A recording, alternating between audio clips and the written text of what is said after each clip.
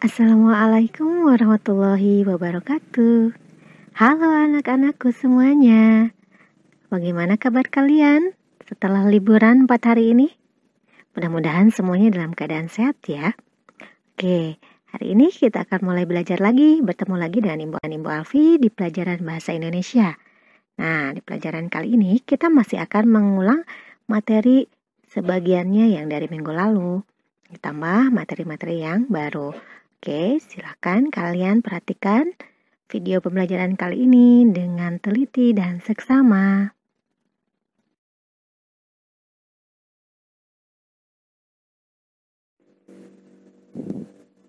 Ya, anak-anakku semuanya, bahasan materi yang akan kita pelajari hari ini adalah menggali informasi, menyajikan informasi, dan kosakata baku. Dan di akhir pelajaran nanti, Ibu akan meminta kalian untuk mengerjakan latihan soal. Jadi, silakan perhatikan videonya dengan baik-baik ya.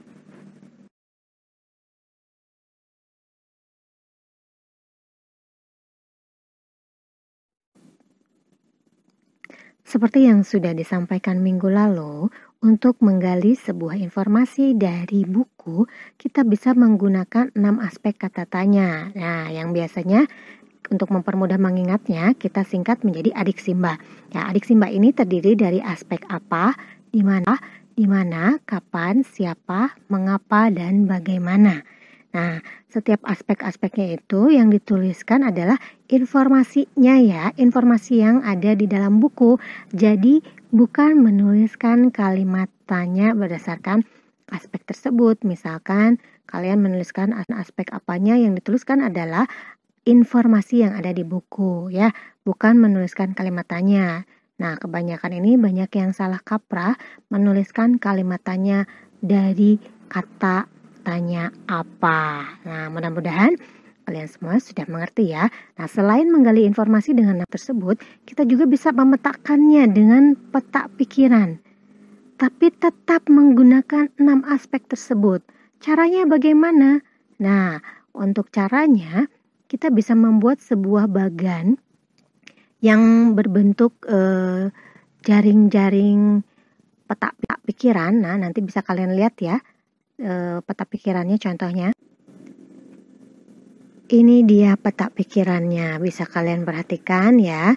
Di situ Ibu menuliskan judul buku di bagian tengah-tengah kotaknya, kemudian juga di kotak-kotak yang lainnya itu Ibu tuliskan 6 aspek kata tanyanya. Nah, nanti ini kalian isi setiap aspek-aspeknya. Oke, di sini ada sebuah teks, penggalan teks ya, yang ada di buku, bisa kalian baca. Ini teksnya berjudul Hari Pohon Sedunia. Kita coba membuat peta pikiran dari teks yang ada di sini. Nih, ya, yang pertama kalian harus mencari informasinya dengan 6 aspek kata tanya yang tadi ya. 6 aspek yang terdiri dari 6 aspek apa, di mana, kapan, siapa, mengapa, dan bagaimana. Sudah ketemu aspek apanya? Informasinya ada di mana? Kemudian aspek di mana, aspek kapannya sudah ketemu? Nah, kalau sudah ketemu, kita tinggal masukkan saja ke dalam kotak yang tadi ya, yang peta pikiran tadi. Nah, di sini sudah Ibu tuliskan, sudah Ibu gambarkan ya peta pikirannya. Nah, tadi kan sudah ada cara pemetaannya. Sekarang kita tuliskan isinya yang di dalamnya. Yang di tengah itu kan dituliskan judul bukunya. Kita bisa tuliskan judul dari teks yang tadi, yaitu Hari Pohon Sedunia. Kemudian di aspek apa, kita bisa menuliskan informasinya. Informasinya tentang apa sih yang terdapat di dalam bacaan atau teks Hari Pohon Sedunia ini? Ya, betul.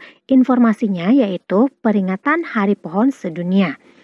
Kemudian, di aspek siapa, kalian bisa menuliskan informasi siapa yang berperan dalam peringatan Hari Pohon Sedunia ini.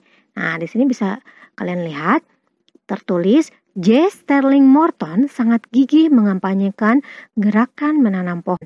Kemudian aspek di mana bisa kalian baca, keberadaan pohon mampu menghasilkan oksigen yang merupakan sumber kehidupan bagi semua makhluk di bumi. Nah, itu adalah penunjukan tempat ya, aspeknya, informasinya. Kemudian aspek kapan. Kapan sih Hari Pohon Sedunia ini diperingati? Nah, ini ada tulisan informasinya ya. Berdasarkan tadi bacaan yang sudah kalian lihat, sudah baca, yaitu Hari Pohon Sedunia diperingati setiap 21 November. Kemudian di aspek mengapanya, kenapa nih harus ada penyelenggaraan Hari Pohon Sedunia? Karena pohon sangat penting untuk menyerap gas karbon dioksida. Nah, ini juga terdapat di dalam bacaan yang tadi ya. Nah, kemudian di aspek bagaimananya, kita bisa menuliskan informasi yaitu caranya mengingatkan manusia akan pentingnya pohon bagi kehidupan makhluk hidup lainnya untuk mengurangi pemanasan global. Nah, itu adalah cara memetakan sebuah bacaan ya. Tadi kan sudah pakai 6 aspek kata tanya, kemudian kita petakan informasi-informasinya bisa menjadi seperti ini. Kita masuk ke bahasan yang kedua, yaitu menyajikan informasi. Bagaimana caranya menyajikan informasi yang tadi sudah kita buat ya, yang menggunakan 6 aspek ataupun menggunakan peta pikiran yang tadi. Nah, cara-caranya bisa kita perhatikan sebagai berikut.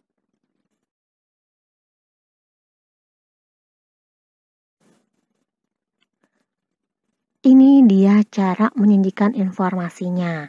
Yang pertama, kita bisa menuliskan semua informasi yang ada di buku menggunakan 6 aspek kata tanya ya. Yang tadi itu yang adik Simba. Kemudian, ketika menyampaikannya, jangan lupa ini langkah kedua ya. Gunakan kosakata baku ketika menyampaikan hasil klasifikasi informasi. Nah, bagi yang bingung, Bu, maksud kosakata baku itu seperti apa ya? Oke, nanti kita akan mempelajari ya. Di pelajaran hari ini juga kita akan mempelajari tentang kosakata baku. Nah, sekarang kita fokus dulu dalam menyajikan informasinya. Caranya bagaimana? Ya, anak-anakku semuanya, di sini Bu Alfi sudah menuliskan contoh bagaimana menggunakan kosakata baku dalam menyampaikan informasi atau menyajikan informasi. Nah, biasanya kalau untuk ukuran kelas 5 itu, kalau pembelajaran biasa sudah sangat sering ya melakukan presentasi di depan kelas. Hanya saja ada beberapa penggunaan tata bahasa yang masih kurang baik. Nah, di sini akan Ibu contohkan, yaitu dengan pertama mengucapkan salam ya. Assalamualaikum teman-teman, saya Gita Wulandari akan mempresentasikan hasil klasifikasi informasi dari buku yang saya baca. Buku ini berjudul Teman Baikku yang ditulis oleh Julia Huberi dan diterbitkan oleh Erlangga for Kids. Ada beberapa informasi penting yang saya dapatkan setelah membaca buku ini, yaitu 1. Informasi yang tergolong aspek apa. Nah, di situ kalian bisa menyampaikan ya informasi yang tadi sudah ditulis ya. Kemudian sampaikanlah sampai aspek bagaimana dan diakhiri dengan mengucapkan atau mengatakan, itulah informasi yang saya dapatkan dari buku berjudul Teman Baikku. Sekian presentasi saya. Assalamualaikum warahmatullahi wabarakatuh. Bahasan materi ketiga kita yaitu kosakata baku. Nah, kosakata baku ini jarang kita gunakan dalam percakapan sehari-hari ya, tapi setidaknya kita harus mengetahui yang mana saja nih yang termasuk ke dalam kosakata baku. Kita harus tahu dulu sebelum menggunakan kosakata baku, kita harus tahu dulu apa yang dimaksud dengan kosakata baku. Bisa kalian baca, di sini ada pengertian kosakata baku ya, dan kemudian bagaimana kita bisa tahu kalau kosakata tersebut merupakan kosakata baku atau tidak. Nah, kita bisa mencari dalam KBBI. Apa yang dimaksud dengan KBBI? Ya, anak-anakku semuanya, KBBI adalah Kamus Besar Bahasa Indonesia. Barangkali salah satu kalian di rumah memiliki kamusnya ya. Misalkan kamusnya dulunya milik kakak, boleh kalian gunakan ya. Nah, kemudian juga kalau misalkan belum punya, tidak apa-apa. Kalian bisa memanfaatkan gawai kalian ya. Bisa gunakan fitur browsernya dan tuliskan saja arti kata dalam KBBI. Nah, itu biasanya langsung keluar ya. Kata-katanya misalkan kalian mau mencari arti kata panik dalam KBBI atau dalam Kamus Besar Bahasa Indonesia. Di situ ada. Ya, itu adalah cara mencari dan mengetahui kosakata baku beserta arti. Teks yang tadi kita gunakan untuk menggali informasi bisa kita gunakan juga untuk mencari kosakata bakunya ya. Di sini kalian bisa lihat kosakata yang ada di dalam bacaan Hari Pohon Sedunia. Kira-kira ada kosakata apa saja kah? Ya, yang merupakan kosakata baku. Silakan dibaca dulu. Oke. Sudah ketemu kosakata bakunya? Oke, bagus. Kita akan lanjut ke kosakata baku dan artinya. Nah, di dalam teks bacaan yang tadi, Ibu Alfi menemukan ada contoh kosakata baku ya. Yang pertama ada kosakata baku katanya gigih. Nah, itu kalimat yang ada di bawahnya merupakan arti dari kata gigih. Ya, kalau dalam bahasa Sunda itu gigih itu berbeda dengan pengertiannya dengan di bahasa Indonesia. Nah, dalam Kamus Besar Bahasa Indonesia, gigih itu diartikan sebagai tetap teguh pada pendirian, akiran, keras hati, mengotot. Nah, itu yang disebut dengan gigih. Kemudian kata yang kedua adalah global. Nah, ini biasanya kita sangat sering sekali mendengar kata global. Apakah kalian tahu apa artinya? Nah, jika kalian belum tahu apa artinya, yuk kita belajar hari ini. Ya, dari kata global di sini adalah secara umum dan keseluruhan. Atau bisa juga secara bulat, atau bisa juga secara garis besar. Ya, itulah yang dimaksud dengan arti kata dari global. Kemudian ada kata yang ketiga, yaitu liar. Artinya adalah tidak ada yang memelihara, tidak dipiara orang. Nah, biasanya kita gunakan kata liar ini untuk hewan liar ya, yang tidak ada pemiliknya. Nah, kata liar ini juga bisa bermakna atau bisa berarti tidak jinak. Ya, bisa kita gunakan juga tidak jinak, tidak tenang, atau buas, atau ganas. Jadi itu arti dari kata liar ya. Kata keempat yaitu ada kata fauna. Pernahkah kalian mendengar kata fauna? Biasanya ini dalam pelajaran IPS sering sekali kita dengar ya. Atau misalkan kalian pernah membaca, sekurang-kurangnya pernah membaca dalam buku IPS kata flora dan fauna. Nah, fauna ini di sini diartikan sebagai keseluruhan kehidupan hewan suatu habitat, daerah, atau strata geologi tertentu. Nah, atau juga bisa diartikan sebagai dunia hewan. Sampai sini sudah paham arti dan contoh kosakata bakunya? Nah, biasanya ini kalau misalkan kalian dalam percakapan sehari-hari itu kan biasanya menggunakan kosakata bahasa Indonesianya yang tidak baku ya. Contoh nih, enggak. Nah, yang bakunya apa? Ya, kosakata bakunya adalah tidak. Ya, kemudian ada kata fungsi. Fungsinya pakai huruf F. Nah, ada beberapa orang yang menuliskan fungsi itu menggunakan kata menggunakan huruf P. Ya, ini entah lidah atau aksen dari daerahnya yang biasanya orang Sunda nih ya, agak kesulitan mengucapkan kata F. Jadinya membaca atau mengucapkannya menjadi fungsi ya, pakai P bukan pakai F. Nah, dari situ juga bisa kita ketahui bahwa kosakata baku ini kalau misalkan dia memang betul baku, kita akan menemukan di Kamus Besar Bahasa Indonesia. Nah, ini ada beberapa kata juga yang sering sekali ini kita salah atau belum betul ya mengucapkannya. Mengubah dan merubah. Yang bakunya yang mana? Oke, kalau kalian pilih merubah, maaf itu belum tepat ya. Jadi kalau kalian mengucapkan aku ingin merubah kamar. Nah, itu penggunaan katanya tidak baku. Kenapa? Karena kata dasarnya di situ adalah rubah. Nah, yang kita ketahui rubah itu adalah salah satu jenis hewan.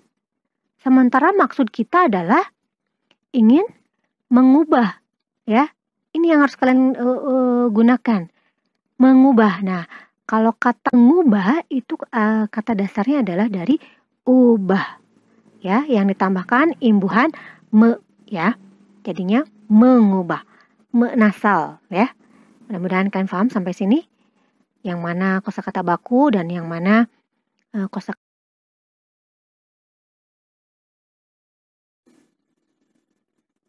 Untuk lebih gampangnya, untuk mengetahui arti dari kata baku yaitu dengan mencari kosakata tersebut di Kamus Besar Bahasa Indonesia. Nah, yang tadi seperti Bu sudah jelaskan, kalau tidak punya kamusnya, gunakanlah gawai kalian. Searching, ya. Oke, mudah-mudahan sampai sini kalian bisa membedakan mana kosakata baku dan mana kosakata tidak baku sehingga kalian bisa menggunakan kosakata baku tersebut ketika menyajikan atau menyampaikan informasi yang terdapat di dalam sebuah buku. Ya, anak-anakku semuanya, kita masuk ke bahasan terakhir yaitu latihan soal.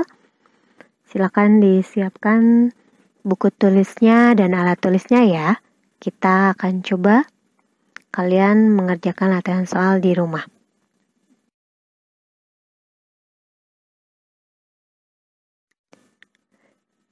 Latihan soal kali ini cukup 2 saja ya. Tidak usah banyak-banyak, tapi harus bermakna. Ya, bermakna itu seperti apa? Jadi kalian bisa menggunakan atau mengerjakan berdasarkan pembelajaran yang tadi sudah dibahas. Ya, yang pertama, buatlah peta pikiran informasi dari buku bacaan yang ada di rumahmu. Terserah ya. Buku bacaannya misalkan mau buku bacaan GLS atau misalkan mau buku bacaannya yang buku paket pembelajaran yang ada di rumah. Silakan digunakan saja ya peta pikirannya. Nah, kan tadi sudah dijelaskan ya bagaimana cara membuat peta pikiran. Nah, silakan kalian praktekkan di rumah. Kemudian yang kedua adalah tuliskan 10 kosakata baku ya yang terdapat di dalam buku bacaanmu tersebut beserta artinya. Ya cukup tuliskan 10 saja. Dan biasanya kan kalau dalam satu buku itu wah banyak sekali deh kata-katanya ya. Ribuan ya. Nah, Ibu hanya meminta kalian menuliskan 10 kosakata saja.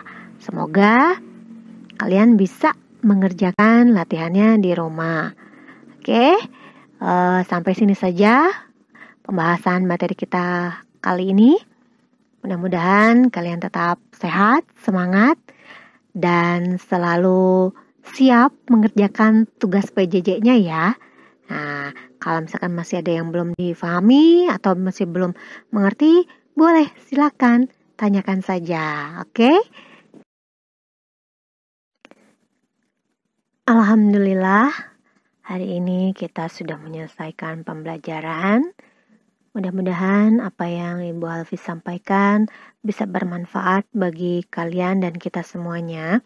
Dan semoga kalian juga bisa memahami dan mempraktikkan apa-apa yang sudah kita pelajari hari ini. Ya, sekian dan terima kasih. Sampai bertemu di pertemuan selanjutnya. Assalamualaikum warahmatullahi wabarakatuh.